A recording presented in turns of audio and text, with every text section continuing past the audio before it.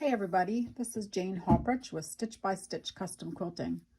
So in today's video, I thought we would cover pebbling because pebbling can be a great addition to any quilt.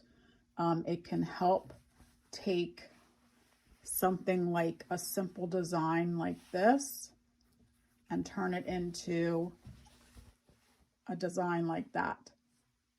It makes it totally look different, but there's lots of different ways to do pebbles, and so I thought I'd go over that in this video. All right, so the first thing we want to do is, in all my videos, I like to draw things out first just so you can get a feel for it, because I feel like doodling on a piece of paper or on a whiteboard or even on a drawing app on your tablet or a phone is very helpful. So I'm going to go over the different ways that I have to do pebbling, and then we'll go ahead and quilt them out. The first standard pebble is a circular pebble.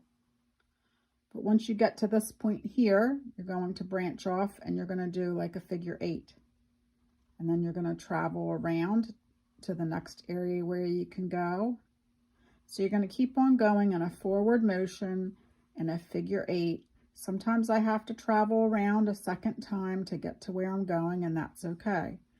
And sometimes that there's spaces in there, and that's okay too. Pebbles don't sit right up against each other, and they'll look really nice. So that's the first way of doing it. The second way of doing it is I like to do, sometimes you can take a pebble and you can do a few, and then maybe you can add a larger one in.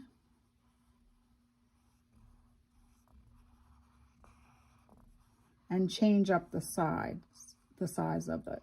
And that way it makes it can make it look like rocks or landscaping or something like that. And sometimes you just need to add something different in there. So there's those two ways. Another way is kind of a circle and a circle. I like to do my circle first, and then I add another little circle in there. Some people call those olives. And sometimes you can do just some regular ones, and then every once in a while throw in the one with the circle.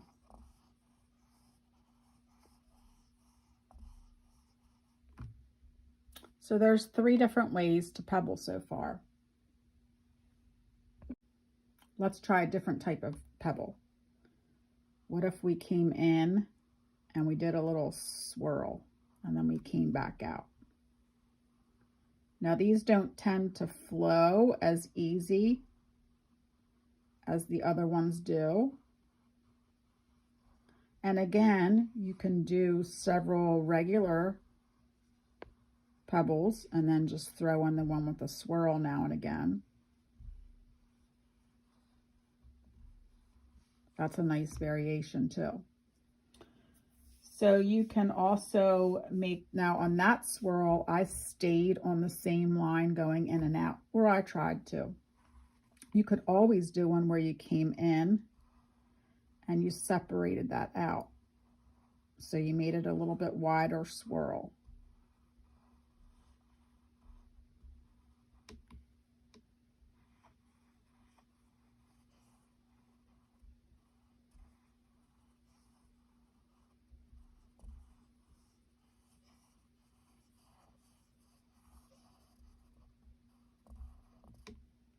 That's a fun one to do. If you have some areas where you really want the pebbles to stand out here and there, you can do your pebble and then just start your stitch lines coming out kind of close to that pebble, and then branch off for the next one.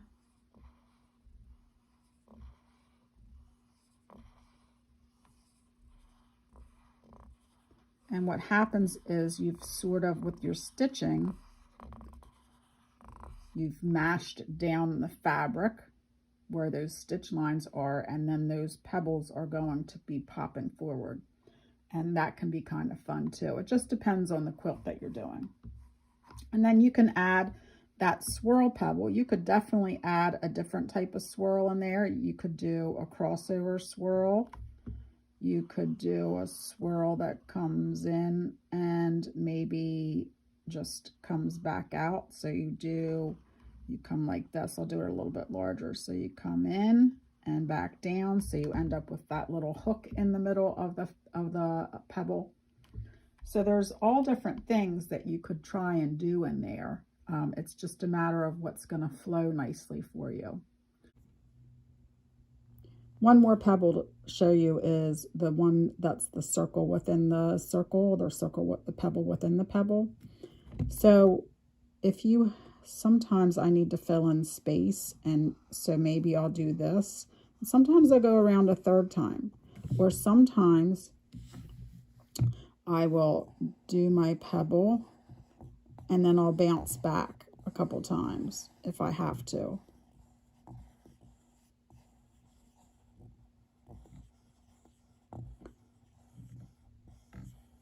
And that's okay too. You can do that one also. Okay, let's talk about what machine you're using. You can use a domestic machine, a stationary long arm, or a movable head long arm for any of this. What I'm going to do with mine is I'm going to be quilting mine in manual mode, which is a non-regulated stitch length. And I want to make sure that my speed is fast enough that I'm going to get a nice stitch length around my circles. If you're using a regulated mode, you might need to bump up your stitches per inch to get, and so that it doesn't, if you had like 4 or 5 stitches per inch, it's going to look squared off. But if you have it set to the right amount, it's going to get that smooth circular pebble in there. So just make sure that you might have to play around with your machine, and that's okay, because it's all about becoming comfortable with your machine anyway. So I'm going to go ahead and I'm going to start.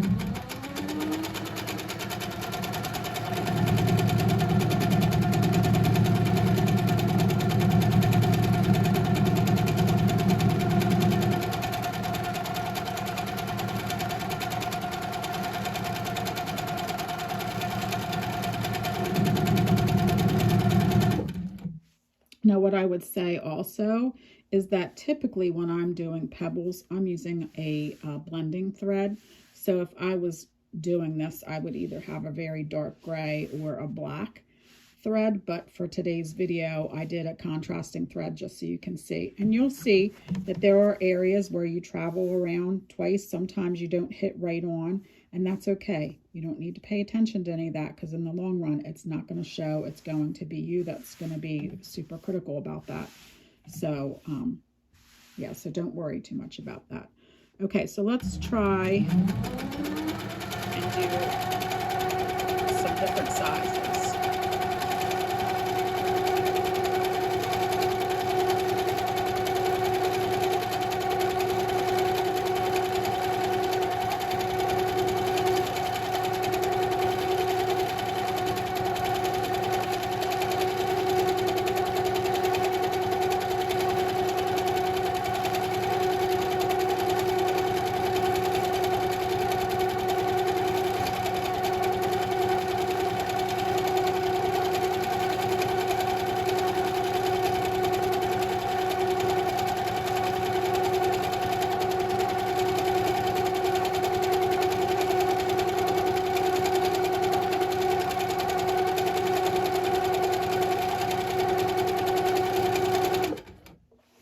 That turned out pretty nice. Something else to remember too is don't stress out about going over the same spot twice. Your brain will remember where you were, but if I try and go slow and try and hit on that spot, I'm less likely to be able to do it. Pebbles seem to come much easier if you go at a nice pace where you're comfortable and you're not making big movements with the fabric either.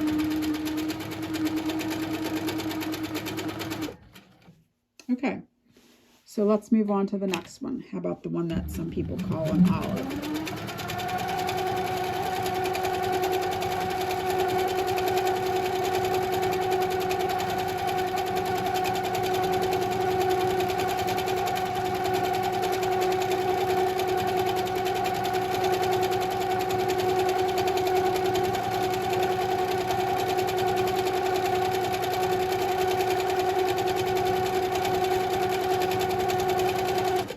And if you notice, I'm putting that wherever I want to put it, the second one. Sometimes I'm doing it right when I first started. Sometimes I'm traveling back around and doing it a little bit later.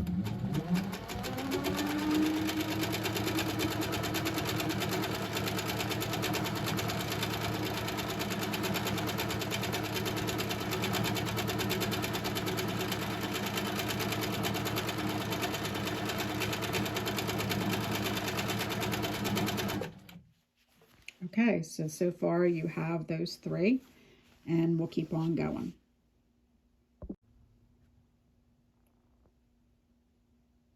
All right, let's go for the one with the squirrel.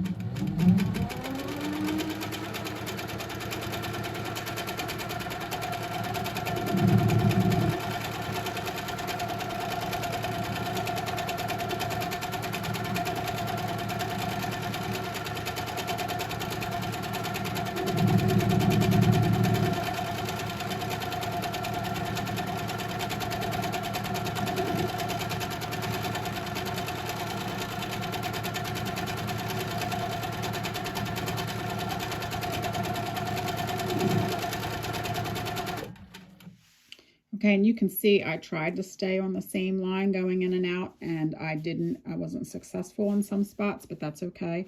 I wouldn't worry too much about that. And let's try the one where you don't stay on the same line.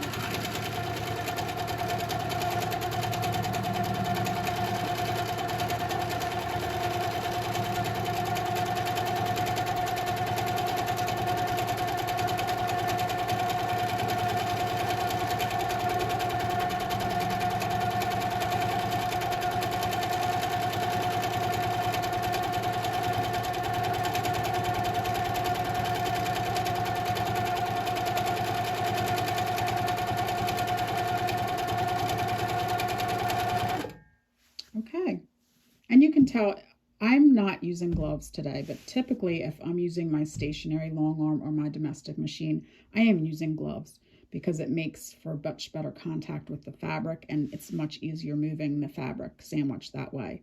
But because of using my camera, I need to have my fingers free for that. So I'm not using it today. Okay, so let's move on to the one that's like the island pebbles.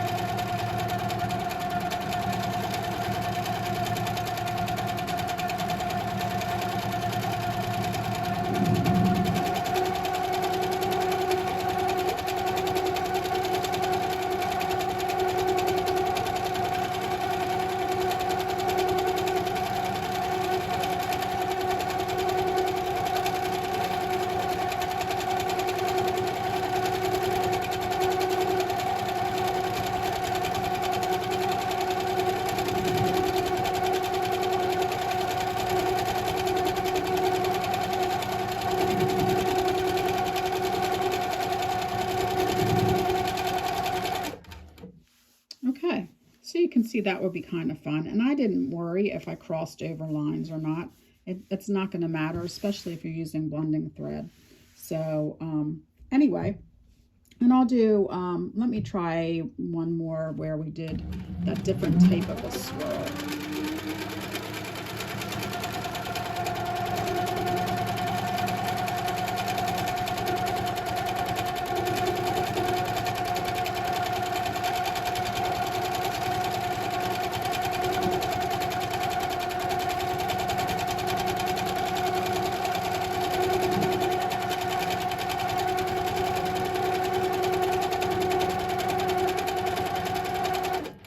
You know, you could even do a pebble like this too. So if you do your pebble, you can always just do a wiggly line down, come out the other end.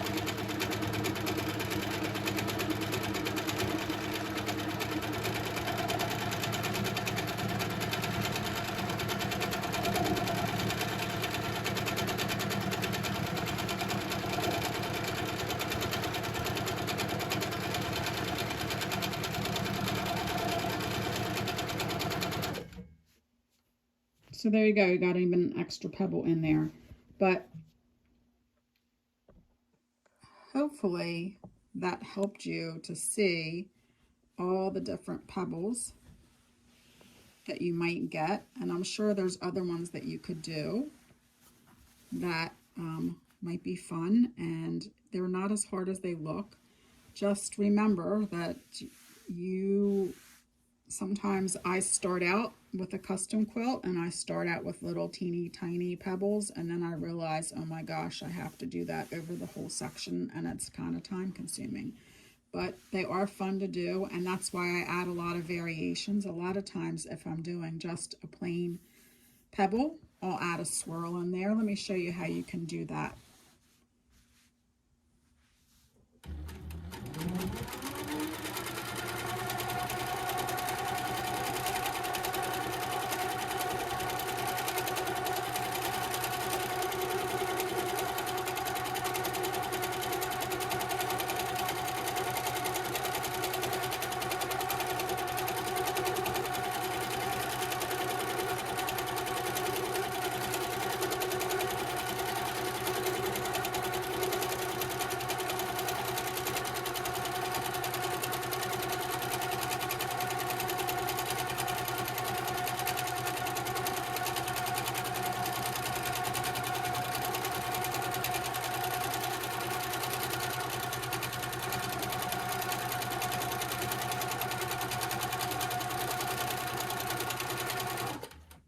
So there's no reason why you can't combine elements and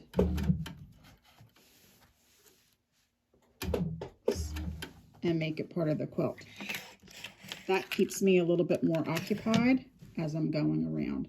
And again, don't be afraid to mix and match all the different pebbles up and the different variations. Sometimes I get sometimes I like to. It just keeps my interest if I switch things up and add, you know, a different pebble in there now and again. Something else that I see in my classes is people get worried that their pebbles are not all the same size. And you can see I did not stress over them being exactly the same size. They are what they are.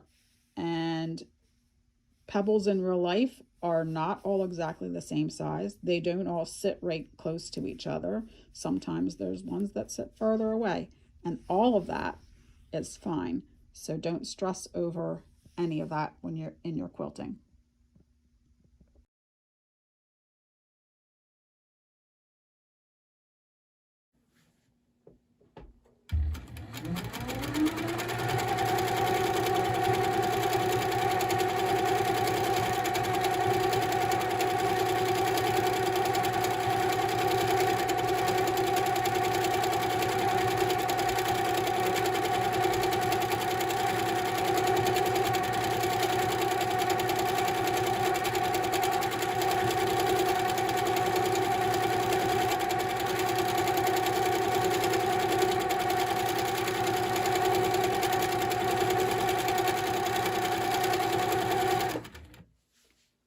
Okay, there's that one too.